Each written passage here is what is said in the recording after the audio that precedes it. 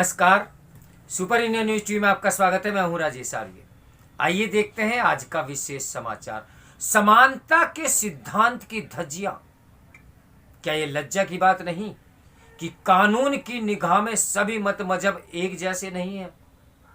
इससे तो लगभग सभी अवगत है कि इमामों को वेतन मिलता है, यह मिलना भी चाहिए। लेकिन प्रश्न यह है कि क्या यह सरकारी कोष से मिलना चाहिए? पिछले दिनों जब केंद्रीय सूचना आयुक्त ने यह कहा कि करदाताओं के पैसे से इमामों को वेतन देना संविधान की भावना का उल्लंघन है, तब देश इससे अवगत हुआ कि इस उल्लंघन के लिए सुप्रीम कोर्ट का एक फैसला उत्तरदायी है। सुप्रीम कोर्ट ने 1993 में ऑल इंडिया इमाम ऑर्गेनाइजेशन की एक याचिका पर वक्फ बोर्डों को यह आदेश दिया था कि जो मस्जिदें उनके द्वारा संचालित की जाती हैं उनके इमामों को वे वेतन दें। इसके बाद कई राज्यों के वक्फ बोर्डों ने ऐसा करना शुरू कर दिया। कुछ पहले से ही कर रहे थे, इसमें कोई हर्ज नहीं। लेकिन समस्या यह है कि दिल्ली सरकार दिल्ली वक्फ बोर्ड को प्रति वर्ष करीब 62 करोड़ रुपए का अनुदान देती है। दिल्ली वक्फ बोर्ड की अपनी स्रोतों से वार्षिक आय लगभग 3 करोड़ 60 लाख रुपए ही है। दिल्ली वक्फ बोर्ड के अधीन 180 से अधिक मस्जिदें हैं। जनवरी 2019 में इन मस्जिदों के इमामों और मुअज्जिनों यानी आजान देने वालों के वेतन में वृद्धि की घोषणा करते हुए कहा गया कि अगले माह से उन्हें क्रमशः 18 और 16 हजार रुपए मासिक दिए जाएंगे। दिल्ली में इसके अलावा 2000 से अधिक मस्जिदें ऐसी हैं जिन पर वक्फ बोर्ड का सीधा नियंत्रण नहीं है। फिर भी जनवरी 2019 में ही दिल्ली वक्फ बोर्ड ने इन सभी मस्जिदों के इमामों और मुअज्जिनों को क्रमशः 14 और 12 हजार रुपये वेतन देने की घोषणा की। उक्त घोषणा दिल्ली वक्फ बोर्ड के चेयरमैन अमानुल्लाह खान ने मुख्यमंत्री अरविंद केजरीवाल की उपस्थिति में की। इस घोषणा पर केजरीवाल ने कहा कि दिल्ली सरकार वक्फ बोर्ड के फैसलों के साथ है। स्पष्ट है कि करीब 3.5 करोड़ सालाना का आय वाला दिल्ली वक्फ बोर्ड इतनी अधिक मस्जिदों के इमामों और मुअज्जिनों को वेतन देने में इसलिए समर्थ है क्योंकि उसे दिल्ली सरकार अच्छा खासा वित्तीय अनुदान देती है। दिल्ली की तरह हरियाणा, पंजाब, कर्नाटक आदि राज्यों के भी वक्फ बोर्ड अपनी मस्जिदों के इमामों को वेतन देते हैं। यह पता नहीं कि वे कितना वेतन देते हैं। यह भी ज्ञात नहीं कि राज्य सरकारें उन्हें अनुदान देती हैं या नहीं। करदाताओं के पैसे से इमामों को वेतन देने का मामला इसलिए सामने आया क्योंकि सूचना अधिकार कार्यकर्ता सुभाष अग्रवाल ने इस आशय की एक अर्जी लगाई थी कि क्या दिल्ली सरकार इमामों का वेतन देती है।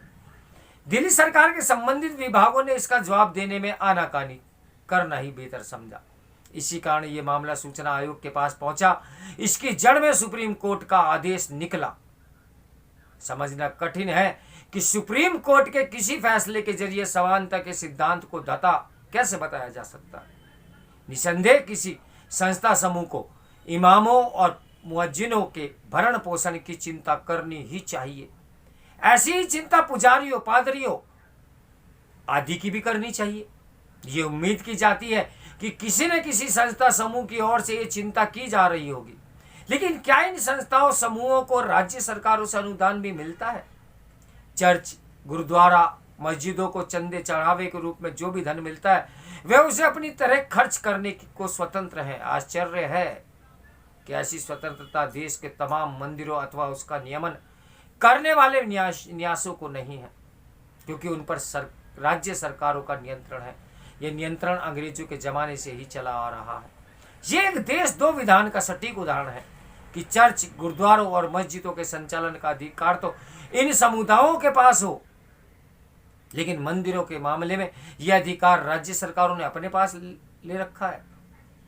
स्वतंत्रता के 75 साल बाद भी हिंदू धार्मिक और धर्मार्थ बंदोबस्ती अधिनियम का अस्तित्व में होना समानता और पंथ निरपेक्षता का सिद्धांत का नग्न उल्लंघन है। यह कानून मंदिरों के संचालन का अधिकार राज्य सरकारों को देता है। गिनती करना कठिन है कि राज्यों में कितने मंदिरों को चंदे और चढ़ावे में मिला धन राज्य सरकारें हड़प जाती हैं, लेकिन यह राशि लाखों करोड़ों रुपए में है। क्या ये लज्जा की बात नहीं कि कानून की निगाह में सभी मत मजहब एक जैसे नहीं? एक तरह से हिंदू धार्मिक और धर्मार्थ बंदोबस्ती अधिनियम के रूप में अनुच्छेद 370 सदी का कानून अस्तित्व में है। दुर्भाग्य से एक लौता ऐसा कानून नहीं। जैसे एक कानून विभिन्न मतावलंबियों के भेदभाव करता है, वैसे ही कुछ अन्य कानून भी है। एक तो वक्फ बोर्ड अधिनियम 1955 ही है। ये वक्फ बोर्डों को असीमित अधिकार प्रदान करता है। वक्फ बोर्ड किसी भी संपत्ति को अपनी घोषित कर सकता है। इसी कारण दिल्ली वक्फ बोर्ड ने राजधानी के अनेक मंदिरों को भी अपनी संपत्ति घोषित कर रखा है। इनमें से कुछ मंदिर तो ऐसे हैं जो वक्फ बोर्ड अधिनियम के अस्तित्व में आने से पहले के हैं। वक्फ बोर्ड अधिनियम वक्फ बोर्डों के जरिए जैसे अधिकार देता है, वैसे अधिकार तो सरकारों के पास भी नहीं है, क्योंकि वे किसी जमीन पर अपना दावा करने के साथ इसकी सार्वजनिक घोषणा करती है।